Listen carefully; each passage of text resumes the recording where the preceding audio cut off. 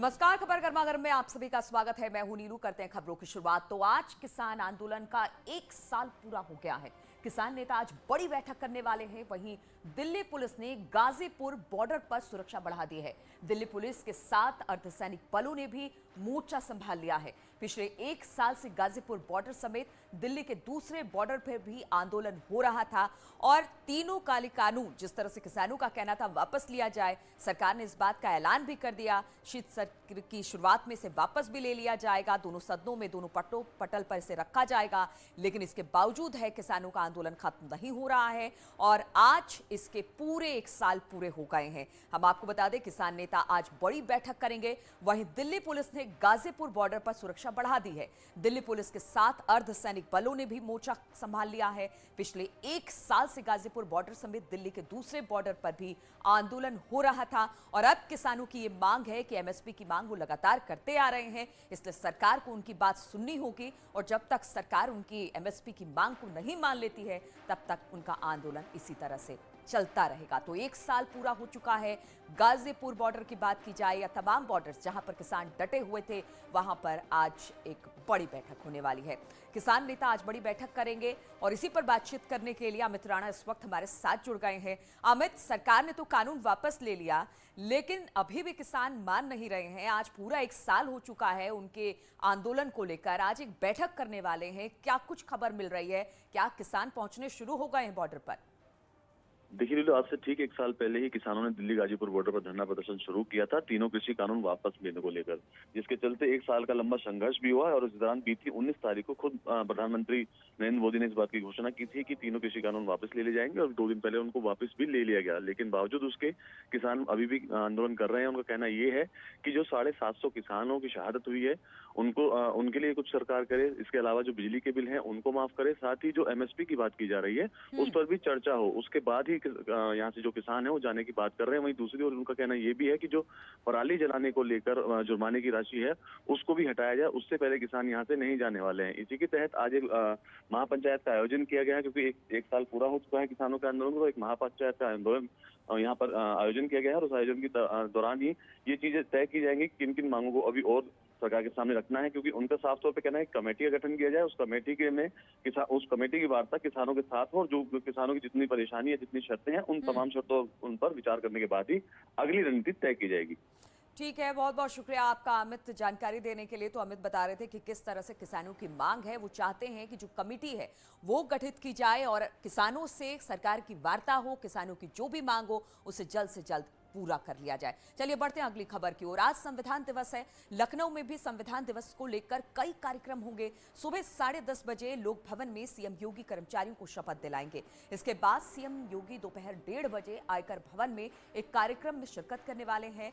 लखनऊ में सीएम योगी अयोध्या जाएंगे। तो आज संविधान दिवस के मौके पर कार्यक्रम का आयोजन किया गया है। हम आपको बता दें कि सुबह 10:30 बजे लोक भवन में सीएम योगी कर्मचारियों को शपथ दिलाएंगे और इसके बाद सीएम योगी दोपहर 1:30 बजे के आसपास आयकर भवन में एक कार्यक्रम में शिरकत करने वाले हैं और फिर लखनऊ से सीएम अयोध्या के लिए रवाना होंगे।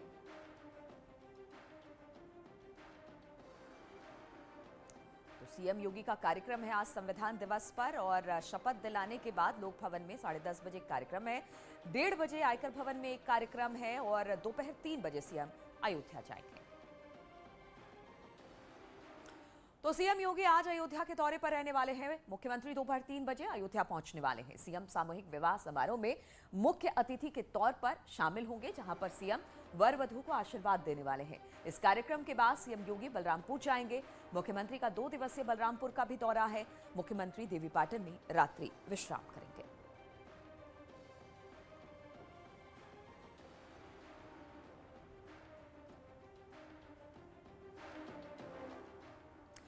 और आजादी के अमृत महोत्सव के तहत संसद के केंद्रीय कक्ष में आज संविधान दिवस पर एक कार्यक्रम का आयोजन किया जाएगा, जिसे राष्ट्रपति रामनाथ कोविंद, उपराष्ट्रपति एम वेंकैया नायडू और प्रधानमंत्री नरेंद्र मोदी संबोधित करेंगे। वहीं इस कार्यक्रम में कांग्रेस के सांसद शामिल नहीं होंगे।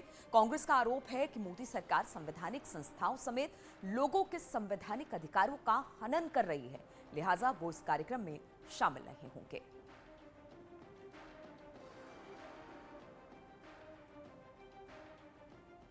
और आरएसएस प्रमुख मोहन भागवत ने कहा कि देश का बंटवारा कभी ना मिटने वाला दर्द है। उन्होंने कहा कि इसका समाधान तभी होगा जब ये विभाजन रद्द किया जाएगा। ये बात आरएसएस प्रमुख ने मोहन भागवत विभाजन कालीन भारत की साक्ष्य पुस्तक के विमोचन कार्यक्रम में कही।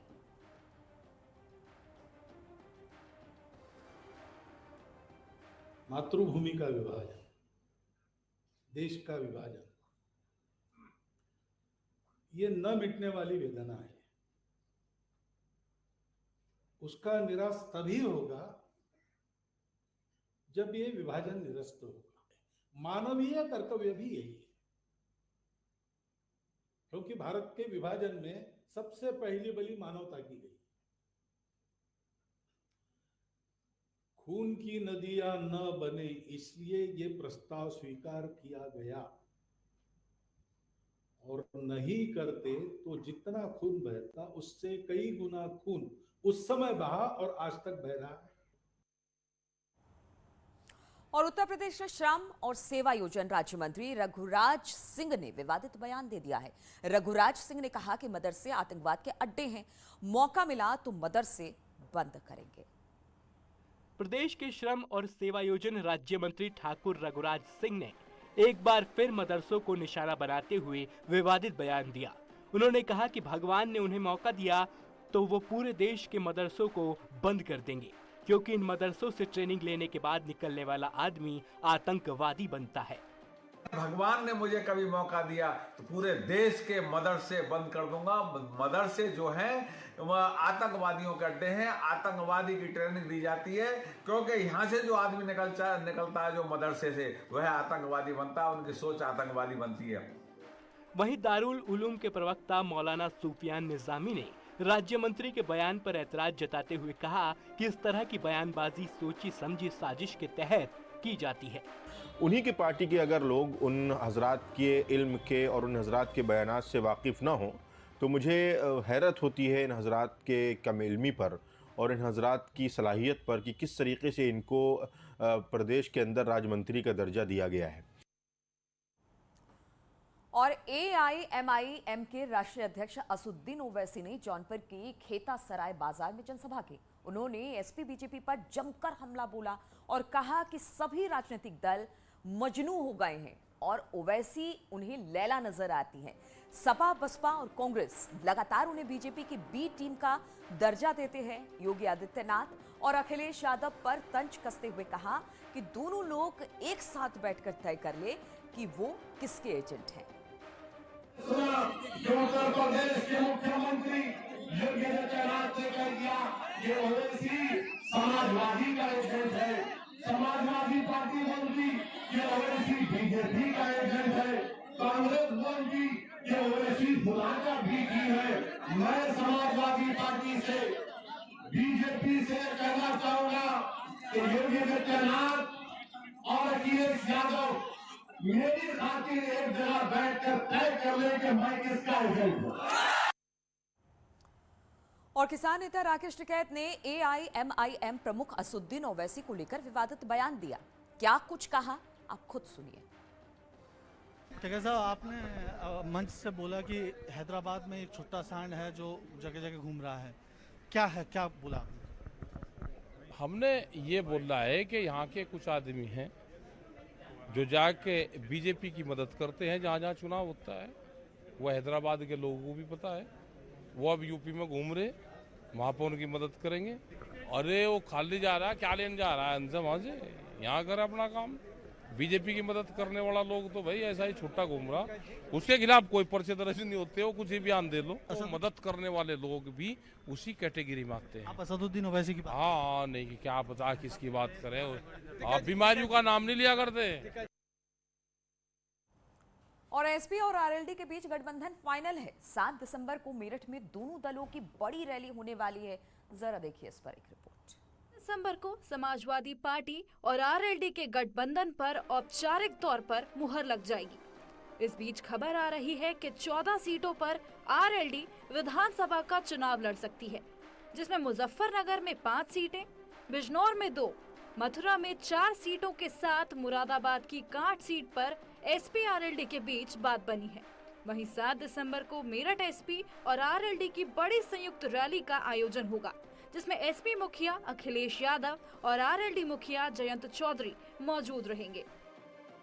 आखिरकार 7 दिसंबर को वो दिन आ गया है जब समाजवादी पार्टी के मुखिया और आरएलडी मुखिया एक साथ मंच को शेयर करेंगे। हालांकि अभी भी सीटों को लेकर के बहुत ज्यादा बातें खुल करके सामने नहीं आ रही हैं, लेकिन माना जा रहा है कि समाजवादी पार्टी आरएलडी को पश्चिमी उत्तर प्रदेश में कम से कम 36 सीटें देने वाली है। कुल मिलाकर के इस गठबंधन के बाद उत्तर प्रदेश का विधानसभा चुनाव अब ज्यादा इंटरेस्टिंग हो जाएगा। और उत्तराखंड का सबसे बड़ा मंच, उत्तराखंड के लिए सबसे बड़ा कार्यक्रम न्यूज 18 कर रहा है देहरादून में खास कार्यक्रम राइजिंग उत्तराखंड का आयोजन होने जा रहा है। न्यूज 18 के मंच पर राज्य के दिग्गज नेता जुटने वाले हैं। देखिए जरा ये रिपोर्ट। सज रहा है मंच, सबसे बड़े मंच पर होगी नए संकल्प के साथ आत्मनिर्भर उत्तराखंड की सबसे बड़ी चर्चा। राइजिंग उत्तराखंड के मंच पर 2022 के संग्राम से पहले दिग्गजों की सबसे बड़ी सभा होगी, जहां होगी रोजगार की बात, पहाड़ के पानी और जवानी की चर्चा। देवभूमि में न्यूज 18 के इस मंच पर 2022 में बीजेपी की वापसी पर सीएम पुष्कर सिंह धामी से होंगे सवाल। बीजेपी के राष्ट्रीय मीडिया प्रभारी अनिल बलूनी के साथ मेरा गांव मेरा पहाड़ के मुद्दों पर होगी चर्चा। 22 की परीक्षा कुमाऊं की रक्षा कैसे होगी, बताएंगे रक्षा राज्य मंत्री अजय भट्ट। बीजेपी के प्रदेश अध्यक्ष मदन कौशिक से पूछेंगे देवभूमि के महासंग्राम में बीजेपी की क्या तैयारी है।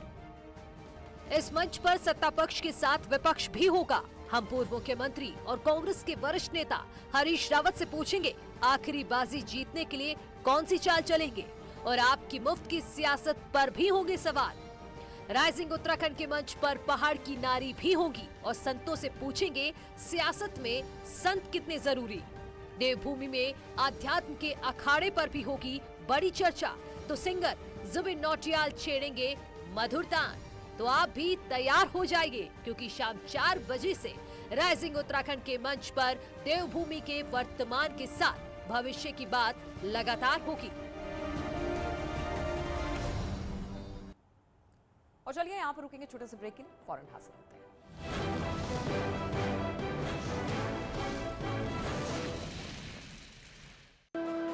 सीने में दर्द की शिकायत के